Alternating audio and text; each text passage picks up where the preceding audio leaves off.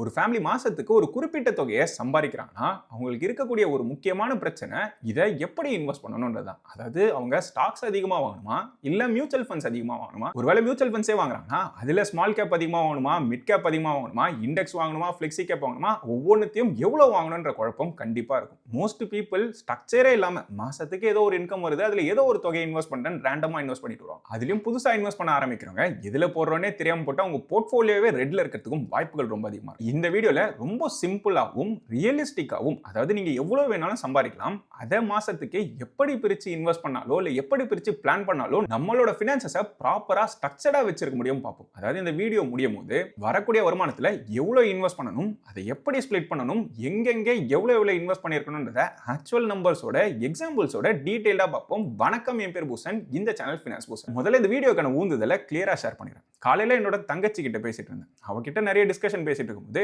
அவர் முக்கியமான கொஸ்டின் கேட்டிருந்தான். மொத்தமா என் ஃபேமிலியோட கம்பைன்ட் இன்கம் 1 லட்ச ரூபா அசியூம் பண்ணிக்கும். இப்போ இந்த சிச்சுவேஷன்ல நீ இருந்தீங்கன்னா எப்படி அப்ரோச் பண்ணும்? அதாவது ஸ்டாக்ஸ்ல அதிகமா இன்வெஸ்ட் பண்ணுமா இல்ல மியூச்சுவல் ஃபண்ட்ஸ்ல அதிகமா இன்வெஸ்ட் பண்ணா? ஒருவேளை இதுல இன்வெஸ்ட் பண்றோம்னாலே எதுல எப்படி பிரிச்சு பண்ணணும், எந்த அமௌண்ட் எதுல போட்டிருந்தா நமக்கு நாளைக்கு மார்க்கெட் விழும் போதோ இல்ல வாய்ப்பு வரும் போதோ கரெக்டா பார்ட்டிசிபேட் பண்ண முடியும், அதிகமான ரிட்டர்ன் எடுக்கலாம், கரெக்டா பிளான் பண்ணலாம்ன்றதுதான் அவளோட கொஸ்டின். சோ இதே சிச்சுவேஷன்ல நிறைய ஃபேமிலி இருக்கிறதுக்கு வாய்ப்பு இருக்கு. அதனால இதுல வரக்கூடிய எக்ஸாம்பிள்ஸை உங்களோட சேலரிக்கு ஏற்ற மாதிரி அதை ஸ்கேல் டவுன் பண்ணணும்னாலோ இல்ல அதிகரிச்சு பார்க்கணும்னாலோ உங்களால கம்பேரும் பண்ண முடியும். அதாவது மாசத்துக்கு 20,000 ரூபாய் சம்பாதிச்சாலும் சரி இல்ல மாசத்துக்கு 3-4 லட்ச ரூபாய் சம்பாதிச்சாலும் சரி, அதுக்கேற்ற மாதிரி உங்களோட பிளானை கஸ்டமைஸ் பண்ண முடியும். அதே மாதிரி இந்த வீடியோல வரக்கூடிய எல்லா விஷயங்களும் எஜுகேஷனல் பர்பஸ்க்காக மட்டுமே தவிர இதுல கூறப்படும் எக்ஸாம்பிள்ஸோ ஏதாவது ஒரு இன்ஸ்ட்ருமெண்ட் நல்ல இன்ஸ்ட்ருமெண்ட் கெட்ட இன்ஸ்ட்ருமெண்ட் சொன்னா அதெல்லாம் என்னோட ஒப்பீனியனும் எக்ஸாம்பிளுமே தவிர அதை இன்வெஸ்ட்மெண்ட் அட்வைஸா எடுத்துக்காது. நீங்க இன்வெஸ்ட் பண்ண போறீங்கன்னா உங்களோட ரிசர்ச்சை ப்ராப்பரா பண்ணிட்டு நீங்க தான் டிசைட் பண்ணணும். இப்போ இந்த மொத்த ப்ராசஸையும் 10 ஸ்டெப்பா பிரிச்சுக்கலாம். இதுல முதல் ஸ்டெப் ஆக்சுவலா அவங்க சொன்ன டேட்டா எவ்வளவு தூரத்துக்கு கரெக்ட்ன்றதை வேலிடேட் பண்ணுது. அதாவது மாசத்துக்கு 1 லட்ச ரூபாய் வருமானம் சொன்னாங்கன்னா இது மொத்தமான வருமானமா இல்ல செலவுகள் எல்லாம் போனதுக்கு அப்புறம் மீதி நிக்கிற தொகையான்னு புரிஞ்சுக்கணும். இதுதான் டோட்டல் இன்கம்னே சொன்னாங்கன்னா அடுத்து நமக்கு தெரிய வேண்டிய முக்கியமான விஷயம் மாசத்துக்கு அவங்களுக்கு எவ்வளவு செலவாகும்ன்றதுதான். அவங்களோட சிச்சுவேஷன்ல மாசத்துக்கு 20,000 ரூபாய் செலவாகும்னு சொல்லியிருந்தாங்க. அதை தாண்டி குழந்தைங்களோட ஸ்கூல் படிப்புக்காக மட்டும் வருஷத்துக்கு 1,80,000 ரூபாய் செலவு பண்றேன்னு சொன்னாங்க. இந்த 1,80,000 ரூபாய் வருஷத்துக்குன்றதை கன்வெர்ட் பண்ணோம்னா மாசத்துக்கு 15,000 ரூபாய் கணக்குல வரும். சோ மொத்தமா மாசத்துக்கு அந்த ஃபேமிலிக்கு 35,000 ரூபாய் செலவாகுது. ஆனா இங்கேயும் பெரும்பாலான மக்கள் பண்ணக்கூடிய ஒரு பெரிய மிஸ்டேக், அவங்களோட எக்ஸ்பென்சஸை ரொம்ப டைட்டா கால்குலேட் பண்ணுவாங்க. அதாவது இந்த மாசத்தை மட்டும் ஷார்ட் சைட்டடா பார்த்து இந்த அளவுக்கு ஆகுதுன்னு சொல்லியிருப்பாங்க. நிறைய பேருக்கு வருஷம் ஒன் டைம் எக்ஸ்பென்சஸ் இருக்கும். அதாவது அவங்களோட இன்சூரன்ஸ் பிரீமியம் இல்ல அவங்க டிபெண்டன்ஸ் அவங்க கொடுக்குற காசை கனெக்ட் பண்ணிருக்க மாட்டாங்க. இந்த மாதிரி அவங்க மிஸ் பண்ணக்கூடிய எல்லா எக்ஸ்பென்சஸையும் அக்கௌண்ட் பண்ணா இல்ல அக்கௌண்டே பண்ணலனாலும் ஓரளவுக்கு ரஃபா ஒரு 15% பஃபர் வச்சிருக்கிறது நல்லது. அதாவது இப்போ 35,000 ரூபாய் செலவாகுதுன்னா அதுல 15% கூட கூட்டிப்போம். அப்படி கனெக்ட் பண்ணோம்னா மாசத்துக்கு 40,000 ரூபான்றது ஒரு ரியலிஸ்டிக் எக்ஸ்பென்ஸ்னே சொல்லலாம். இதை தாண்டியும் வருஷம் நம்ம எதிர்பாராமலும் சில செலவுகள் வரும். அதாவது திடீர்னு ஏதோ ஒரு கேட்ஜெட் ரிப்பேர் ஆகும், இல்ல காரு பைக்குன்னு ஏதோ ஒன்று ரிப்பேர் ஆகும், இல்ல ட்ரிப்புக்கு போவோம், டூருக்கு போவோம், ஏதாவது ஈவெண்ட்ஸ் நடக்கும், ஃபங்க்ஷனு ஃபெஸ்டிவல்னு சொல்லிட்டு நிறைய நடக்கும். இதுக்கும் வருஷத்துக்கு ஒரு 1 லட்ச ரூபா 1,20,000 ரூபாய் ஒதுக்குனா மொத்த எக்ஸ்பென்சஸ் 50,000 ரூபாய் வந்து ரவுண்டா இருக்கும். ஸோ ஆரம்பத்தில் அவங்க சொன்ன 35,000ன்றது அவங்களோட அத்தியாவசிய செலவுகளா இருந்தாலும் இதை தாண்டியும் இதர செலவுகள் நிறைய இருக்கும். இது எல்லாம் போனதுக்கு அப்புறம் அவங்க கிட்ட வரக்கூடிய 1 லட்ச ரூபாயில பாதிக்கு பாதி மீதி நிற்கும். அதாவது இதுதான் இன்வெஸ்டபிள் அமௌண்ட் இல்ல சர்ப்ளஸ் இல்ல கேப்னு சொல்லலாம். ஸோ ரியலிஸ்டிக்கா அவங்களோட இன்கம் என்ன எக்ஸ்பென்ஸ் என்னன்னு புரிஞ்சதுக்கு அப்புறம் இந்த ஆக்சுவல் சர்ப்ளஸை கால்குலேட் பண்றது தான் ஸ்டெப் நம்பர் 2.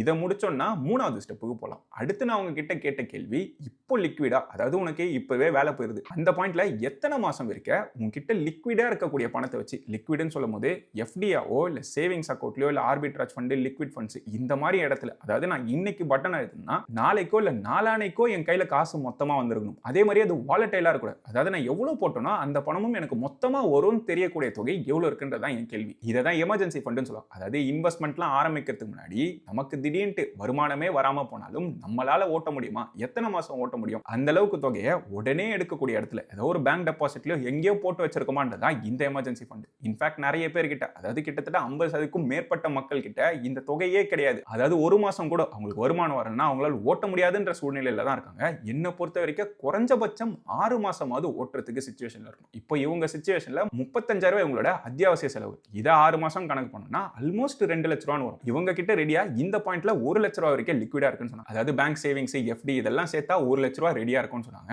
அப்படி பார்த்தாலும் இவங்களுக்கு தேவையான எமர்ஜென்சி ஃபண்டை விட பாதிக்கு பாதி தான் வச்சு மீதி இருக்கிறத டார்கெட் பண்ணி அடுத்த 18 மாசத்துக்குள்ள சேர்க்க வேண்டியதுதான் முத பிரையாரிட்டியாவே. அப்படி பார்த்தோம்னா பேங்க்ல ஒரு ஆர்டிஓ ஓபன் பண்ணணும். குறைஞ்சபட்சம் மாசம் 5000 ரூபாய் சேர்த்துட்டு வரணும். இப்படி சேர்த்துட்டு வந்தாங்கன்னா ஒரு 18 மாசத்துல இருந்து 2 வருஷத்துக்குள்ள அவங்களுக்கு தேவையான எமர்ஜென்சி ஃபண்டை சேர்த்துருவாங்க. சோ இதுக்கு தான் ஃபர்ஸ்ட் அலோகேஷன் கொடுக்குற மாதிரி. அதே மாதிரி இந்த ஃபேமிலிக்கு ஆல்ரெடி இன்சூரன்சஸ்லாம் இருக்கிறதுனால அதை பத்தி கன்சிடர் பண்ணல. ஆனா இன்சூரன்ஸ் உங்ககிட்ட இல்லைன்னா இன்கம் எனர் பேர்ல டேர்ம் இன்சூரன்ஸும் மொத்த ஃபேமிலிக்கும் ஹெல்த் இன்சூரன்ஸும் செப்பரேட்டா எடுத்துக்கணும். அதுக்கும் ஒரு தனி தொகையை எக்ஸ்பென்ஸ்லேயே ஆல்ரெடி கனெக்ட் பண்ணிருப்பீங்க. ஸோ இந்த எசென்ஷியல்ஸ்லாம் முடிஞ்சதுக்கு அப்புறம் மீதி என்ன இருக்கோ அதுதான் நம்மளோட இன்வெஸ்ட்மெண்ட் அமௌண்ட். இந்த சிச்சுவேஷன்ல உங்களால மாசத்துக்கு 45000 ரூபாய் இன்வெஸ்ட் பண்ண முடியும். சிச்சுவேஷன்ல இருக்காங்க. இப்போ இந்த 45000 ரூபாய் தான் மியூச்சுவல் ஃபண்ட்ஸ், ஸ்டாக்ஸ் சொல்லிட்டு நம்ம ஸ்பிளிட் பண்ண போறோம். அதுலயும் என்ன ஸ்பிளிட் வரும்ன்றதை இன்னும் கொஞ்ச நேரத்தில் பார்ப்போம். அதுக்கு முன்னாடி நம்ம பண்ண வேண்டிய ரொம்ப முக்கியமான ஸ்டெப் தான் நமக்கு இருக்கக்கூடிய இன்வெஸ்ட்மெண்ட் கோல்ஸை கிளியரா புரிஞ்சுக்கணும். அதாவது அடுத்த 3 ல இருந்து 5 வருஷத்துக்குள்ள ஏதாவது கோல் வந்ததுன்னா அதை ஷார்ட் டர்ம் கோல்னு சொல்லுவாங்க. அந்த மாதிரி வரக்கூடிய எந்த கோல்ஸ்க்குமே நம்மளோட இன்வெஸ்ட்மெண்ட்ஸை ஈக்விட்டி பேஸ்ட் இன்ஸ்ட்ருமெண்ட்ஸ்ல போடக்கூடாது. அதாவது ஸ்டாக்ஸ் இல்ல ஈக்விட்டி மியூச்சுவல் ஃபண்ட்ஸ்ல சுத்தமா போட்டுறக்கூடாது. ஏன்னா மார்க்கெட் ரொம்ப வாலடைலா இருக்கு. அதுக்குன்னு சொல்லிட்டு ஃபிக்ஸட் இன்கம் இன்ஸ்ட்ருமெண்ட்ஸ்க்கு தனியா ஒதுக்கிடுங்க. நான் டிஸ்கஸ் பண்ண ஃபேமிலிக்கு அடுத்த 5 வருஷத்துக்குன்னு சொல்லிட்டு எந்த ஃபினான்ஷியல் கோலும் கிடையாது. அதாவது காரு, பைக், வீடு வாங்கணும்னு சொல்லிட்டு எந்த ஷார்ட் டர்ம் கோல் கிடையாது. மொத்தமா லாங் டர்ம் இன்வெஸ்ட்மெண்ட் மட்டும் தான். அப்படி பார்க்கும்போது இந்த 45000 ரூபாயும் மோஸ்டா ஈக்விட்டி பேஸ்ட் இன்ஸ்ட்ருமெண்ட்ஸ்ல போட முடியும். அதாவது ஸ்டாக்ஸ், மியூச்சுவல் ஃபண்ட்ஸ்ல போட்டோம்னா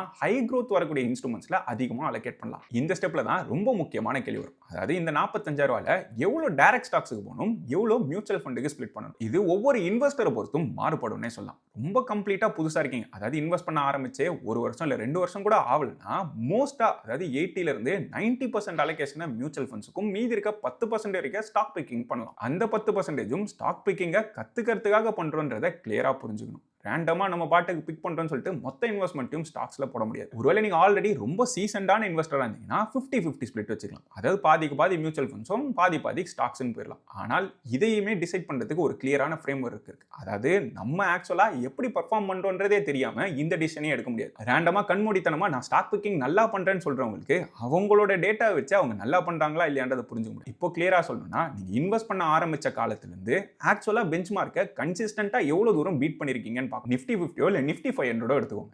இதுல இன்வெஸ்ட் பண்ணியிருந்தா என்ன ரிட்டர்ன்ஸ் வரும், ஒருவேளை நீங்க பண்ற ஸ்டாக் பிக்கிங்ல நீங்க என்ன ரிட்டர்ன்ஸ் எடுத்திருக்கீங்க, அதுவும் பாயிண்ட் டு பாயிண்டா பார்க்காம மொத்த இன்வெஸ்ட்மெண்ட் பீரியடுக்கும் உங்களோட ஈக்விட்டி பெட்டரா பண்ணிருக்கா இல்ல மியூச்சுவல் ஃபண்ட் பெட்டரா பண்ணிருக்கான்னு பார்க்கணும். இப்போ ஜீரோதா மாதிரியான பிளாட்ஃபார்ம்ல இதை கிளியரா கம்பேர் பண்ணியும் பார்க்க முடியும். இங்க என்னோட கிராஃபை பார்த்தீங்கன்னா அதாவது இண்டிவிஜுவல் ஈக்விட்டிக்கு ஒரு லைன் போட்டிருக்காங்க. எல்லோ கலர் லைன்ல மியூச்சுவல் ஃபண்ட் பர்ஃபார்மன்ஸ் இருக்கு. அதே மாதிரி கம்பேரிசனுக்காக நிஃப்டி 500 இண்டெக்ஸையும் எடுத்திருக்கேன். இந்த 3 லைனையும் பார்க்கும்போது உங்க போர்ட்ஃபோலியோ கன்சிஸ்டன்டா பெஞ்ச் மார்க்கை பீட் பண்ணி இருக்கா, அதுவும் தொடர்ந்து எப்பவுமே பீட் பண்ணிருக்கான்றது பார்க்கணும். இங்க கிளியரா என்னோட மியூச்சுவல் ஃபண்ட் போர்ட்ஃபோலியோ குறைவான டிராடவுன், அதாவது அதிகமான ஏற்ற இறக்கங்கள் இல்லாம அதிகமான டிசப்பாயின்மெண்ட் இல்லாம ரொம்ப அதிகமான சுப்பீரியர் ரிட்டர்னே கொடுத்திருக்கு. அதாவது நான் இந்த அக்கௌண்ட் ஓபன் பண்ண காலத்துல இருந்து என்னோட மியூச்சுவல் ஃபண்ட் ரிட்டர்ன்ஸ் நிஃப்டி 500 கொடுக்க வேண்டிய ரிட்டர்ன்ஸை விட டபுளாவே ரிட்டர்ன்ஸ் கொடுத்திருக்குன்னு சொல்லலாம். சோ பெஞ்ச் மார்க்கை விட கன்சிஸ்டன்டா mutual fund over the long term அதிகமாவே பீட் பண்ணும். இதுதான் மெஜாரிட்டி இன்வெஸ்டர்ஸோட கேஸா இருக்கும். இன்ஃபேக்ட் இந்த கம்பேரிசனை எப்படி பண்ணணும், நீங்க உண்மையாவே அதிகமான ரிட்டர்ன்ஸ் தான் எடுக்கிறீங்களா, உங்க போர்ட்ஃபோலியோ நல்ல பெர்ஃபார்மன்ஸ் தான் கொடுக்குதா, நீங்க ஸ்டாக்ஸ்ல நல்லா பண்றீங்களா இல்ல மியூச்சுவல் ஃபண்ட்ஸ்ல தான் நல்லா பண்றீங்களான்றதை கிளியரா புரிஞ்சுக்கிறது ரொம்ப முக்கியம். இதை எக்ஸ்பிளைன் பண்ணியும் டீடைலா வீடியோ போட்டுருக்கேன். அதுக்கான லிங்க்கும் மேல கொடுக்குறேன், கண்டிப்பா செக் பண்ணி பாருங்க. இப்போ நான் டிஸ்கஸ் பண்ண ஃபேமிலிக்கு 65% அலோகேஷன் மியூச்சுவல் ஃபண்டுக்கும் 35% அலோகேஷன் ஸ்டாக்ஸுக்கும் கொடுத்துருக்கேன். அதுவும் அவங்க 4-5 வருஷமா ஸ்டாக்ஸ்ல இன்வெஸ்ட் பண்ணி கன்சிஸ்டன்டா நிஃப்டி 50 விட பீட் பண்ணிட்டே இருக்காங்கன்றதுனால ஸ்டாக் அலோகேஷன் அவங்களுக்கு இருக்கு. பெரும்பாலான புது இன்வெஸ்டர்ஸ் அவங்க ஸ்டாக் பிக்கிங் நல்லா பண்றதா நினைச்சிட்டு இருப்பாங்க.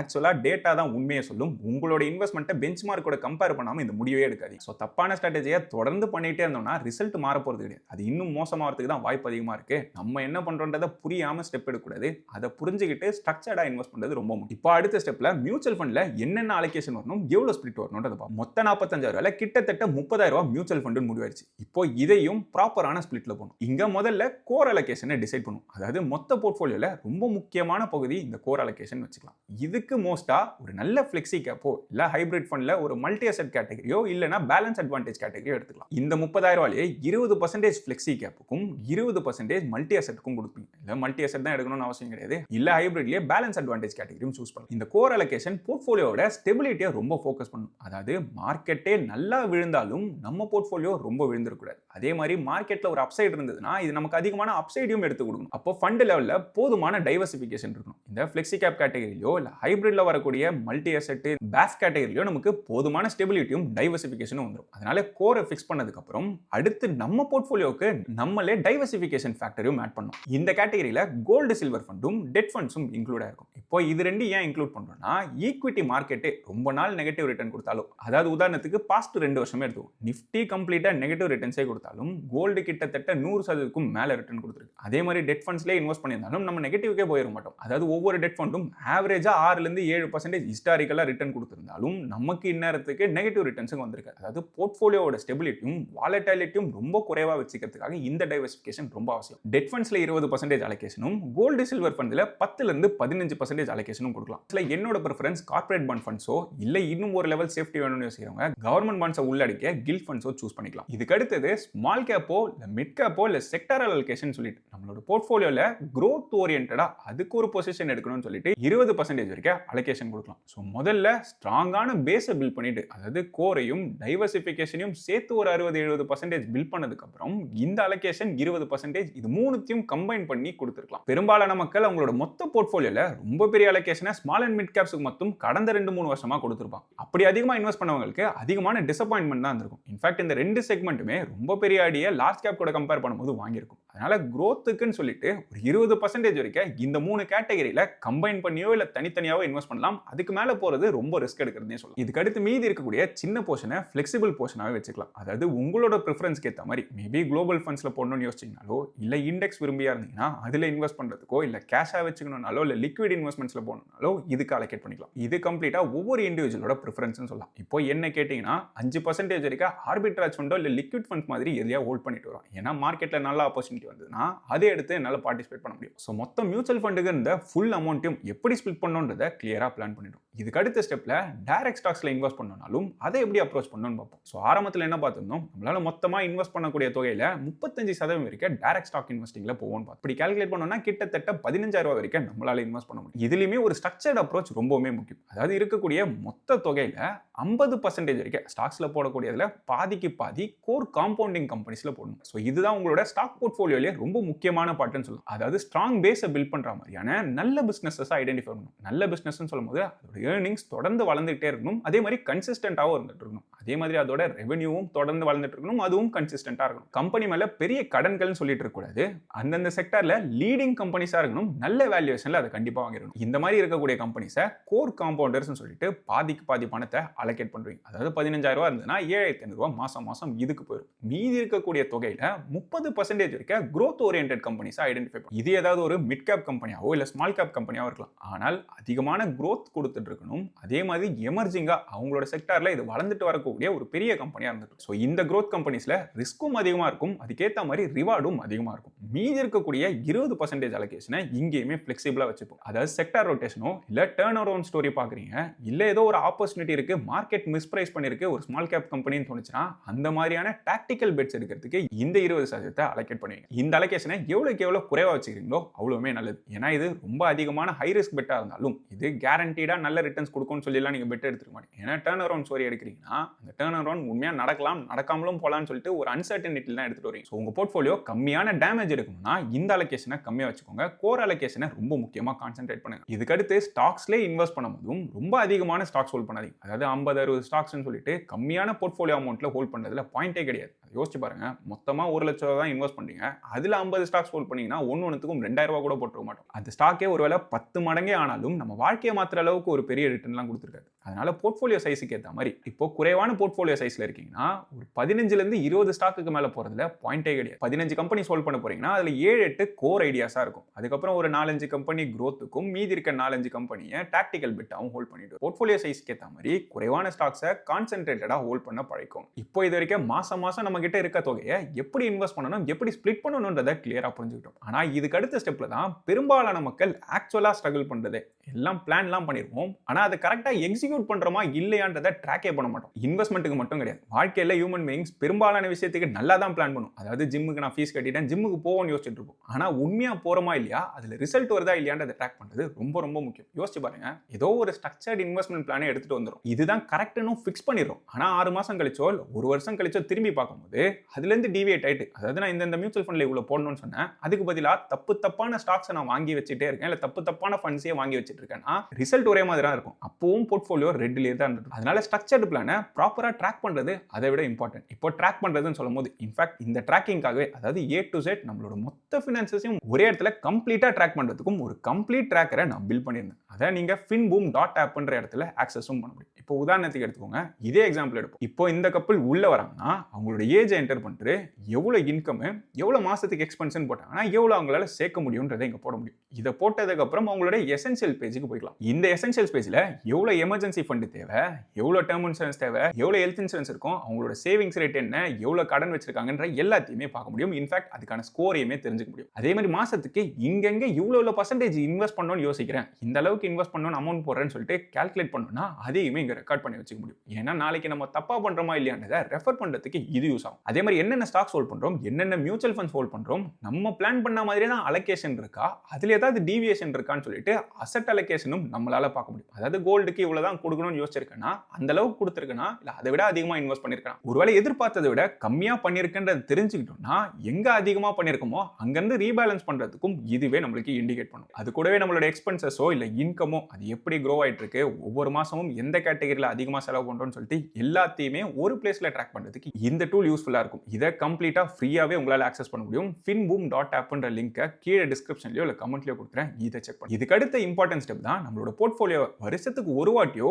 இல்ல 2 முறையோ ரிவ்யூ பண்ணி அதை ரீபேலன்ஸ் பண்ணணும்னா பண்றதும். அதாவது பெரும்பாலான புது இன்வெஸ்டர்ஸ் என்ன பண்ணுவாங்கன்னா ஆல்மோஸ்ட் எல்லா நாளும் ஒவ்வொரு நாளும் அவங்க போர்ட்ஃபோலியோ ஓபன் பண்ணி மேல போயிருக்கா கீழே போயிருக்கான்னு பார்த்துட்டு இருப்பாங்க. ரொம்ப ஃப்ரீக்வெண்டா நம்மளோட போர்ட்ஃபோலியோ பார்த்துக்கிட்டே இருந்தோம்னா எமோஷனலா தப்பான டிசிஷன் எடுக்கிறதுக்கு தான் வாய்ப்பு ரொம்ப அதிகம். அதனால வருஷத்துக்கு ஒரு வாட்டியோ 2 வாட்டியோ ஆக்சுவலா நம்மளோட போர்ட்ஃபோலியோ பெஞ்ச் மார்க்கை பீட் பண்ணிருக்கா, நம்ம அலோகேஷன் கரெக்டா இருக்கா, எங்கேயாவது அதிகமா இருக்கா, அதை ரீபேலன்ஸ் பண்ணுமான்றதை மட்டும் பார்த்துட்டு அதை எக்ஸிக்யூட்டும் பண்ணணும். ஸோ நமக்கு ஃப்ரெஷ்ஷா மாசம் வரக்கூடிய வருமானத்தை எப்படி பிளான் பண்ணணும்ன்றதை இந்த ஸ்டெப்ஸை வச்சு பண்ண முடியும். ஆனா ஆல்ரெடி இருக்கக்கூடிய போர்ட்ஃபோலியோவை கண்ணா பின்னான்னு தப்பா வாங்கி வச்சிருந்தோம்னா இந்த பிளானையும் அது பாதிக்கிறதுக்கு வாய்ப்பு இருக்கு. ஸோ இருக்க போர்ட்ஃபோலியோவை ப்ராப்பரா க்ளீன் பண்ணா அடுத்து இந்த வீடியோவை செக் பண்ணி பாருங்க. இது வரைக்கும் இந்த வீடியோவில் பார்த்த இன்ஃபர்மேஷன் உங்களுக்கு யூஸ்ஃபுல்லாவோ இல்ல புதுசாக இருக்குன்னு தோணுச்சுன்னா இந்த வீடியோவை லைக் பண்ணுங்க. இந்த சேனலுக்கு இது வரைக்கும் சப்ஸ்கிரைப் பண்ணா அந்த சப்ஸ்கிரைப் பட்டனையும் இப்பவே கிளிக் பண்ணிடுங்க. அது பக்கத்தில் இருக்க பெல் ஐக்கானை கிளிக் பண்ணி ஆல் என்ற செலக்ட் பண்ணீங்கன்னா இந்த சேனலில் போடுற புது வீடியோஸோட நோட்டிஃபிகேஷனும் உடனே வந்து சேரும். நன்றி மக்களே.